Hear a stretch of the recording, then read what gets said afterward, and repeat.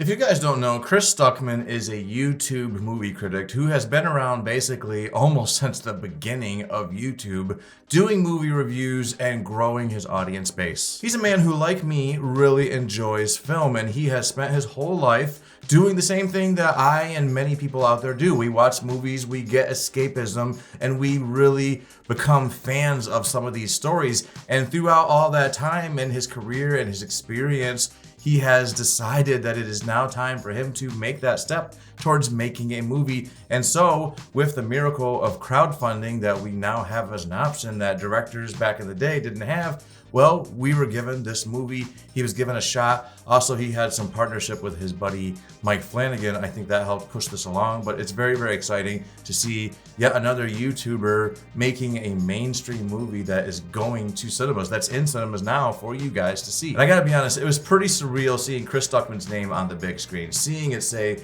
produced by Chris Stuckmann, seeing written and directed by Chris Stuckmann. I was just like, oh my gosh, this is so cool. And you know, I'm not really friends with him. I don't know him at all. All I know him from is watching him on YouTube like you guys, but I gotta say, I was feeling a huge sense of pride and excitement just being able to sit in a cinema and watch a movie that my man made. And it just goes to show you that you should never give up on your dreams. If there's something you want to do in life, now is the time. It is time to make those moves. That's the lesson I'm taking from this. But the main point of this video and the reason that we're all here right now is, should you see Shelby Oaks in cinemas? Let's discuss.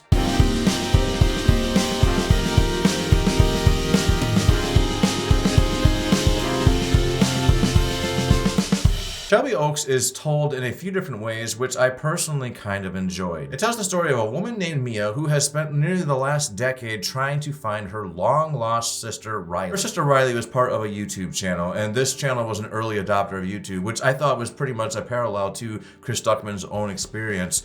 It's kind of funny and interesting and awesome just seeing how much of his own life he brought into this story. Every writer and director does a little bit of that, guys. It's just impossible. You're going to have stuff that's on your mind.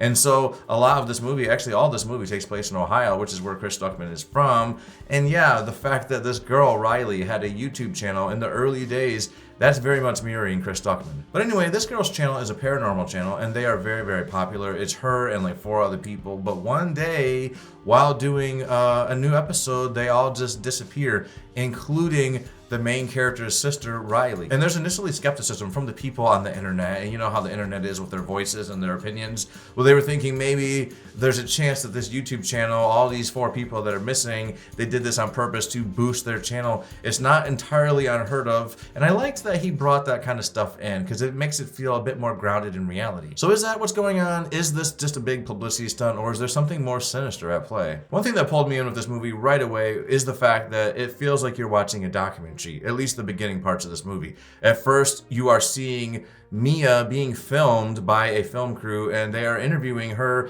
and then we're getting glimpses of like this story and an overall like news thing. We're interviewing police officers. I liked that because I'm getting into crime and true crime stuff lately.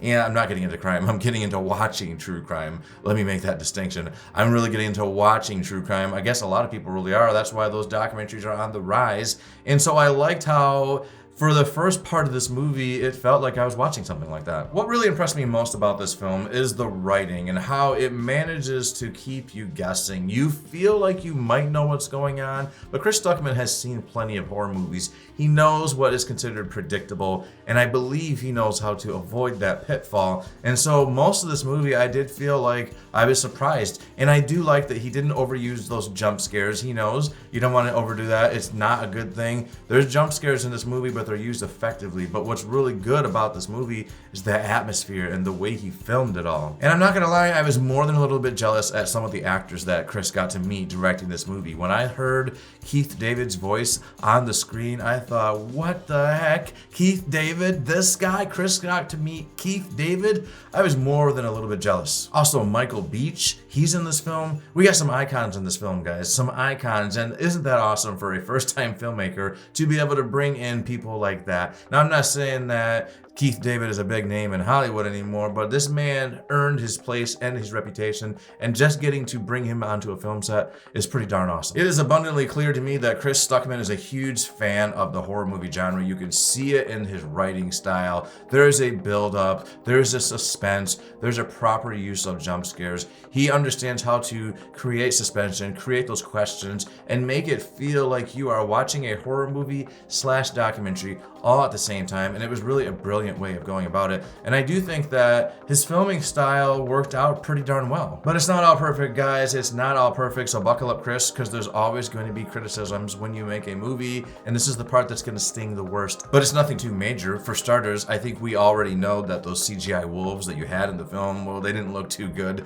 They looked kind of mid, but it's actually impressive that a Kickstarter film even has CGI budget at all. So I expect that's going to get better. And I'm not saying that bigger budget movies do better CGI. Actually, Marvel and DC have been doing some really shitty CGI, and your CGI actually on those wolves is still better than anything that we saw in that movie, The Flash. My next complaint is Camille Sullivan as Mia. I think she did a really good job. There's a lot of moments where she's a great actress, but there's also some moments where she's almost laying it on a bit too thick with the performance, just really selling that fear at all times. And I don't know, just something occasionally was making me feel like she's overacting just a little bit of overacting. All in all, this is an excellent directorial debut for Chris Stuckmann. To go from a fan of movies to making a major motion picture that is now in cinemas for people to see, that has just got to be the most surreal and bizarre, awesome feeling. A dream come true, I'm sure. And I'm really happy to say that it didn't absolutely suck.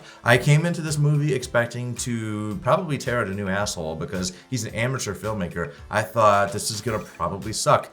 And what I got was a movie that actually entertained me and kept me very, very engaged. I felt pulled in right away with that documentary style of filming. I love when movies do that. It really makes it feel like a blend of reality and fictional. And that's exactly what I love in a horror movie. I want it to feel somewhat real. I'm not sure I completely like the ending. You know how a lot of horror movies leave a little bit of a breadcrumb for a possibility of a sequel? Well, this movie does it too. There's that resolution that you get, but then there's that ending that just makes it seem like, ooh, is there gonna be a part 2? I'm not faulting him for that. A lot of horror movies do it. I guess it's kind of irresistible because you're thinking, how's this gonna do? If this does really well, maybe I wanna make another one. So I'm gonna leave this little breadcrumb.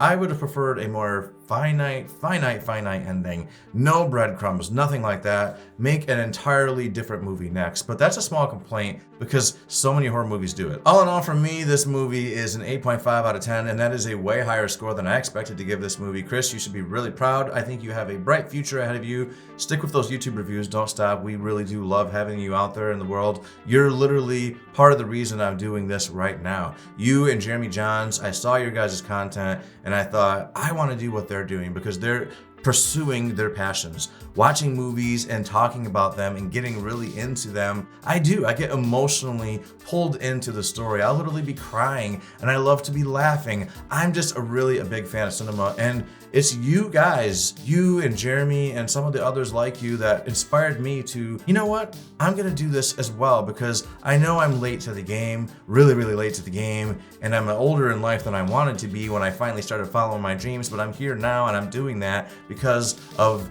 being inspired by you. That's my thoughts on this movie, guys. If you're looking for a scary, creepy movie to watch during this October season, then check out Shelby Oaks. I don't know if it's playing everywhere. It is an indie film, but if it's near you, go check it out. You don't even have to know who Chris Stuckmann is to appreciate this movie. You just have to love a good, scary movie, and I think this is one. 8.5 is a pretty damn good score for a first-time directing debut. That's my score, guys. Put your thoughts on this movie in the comments and let me know what did you think of it. If you liked this video, please go ahead and hit that like button. And if you want to hear more things from me, subscribe to this channel. Later.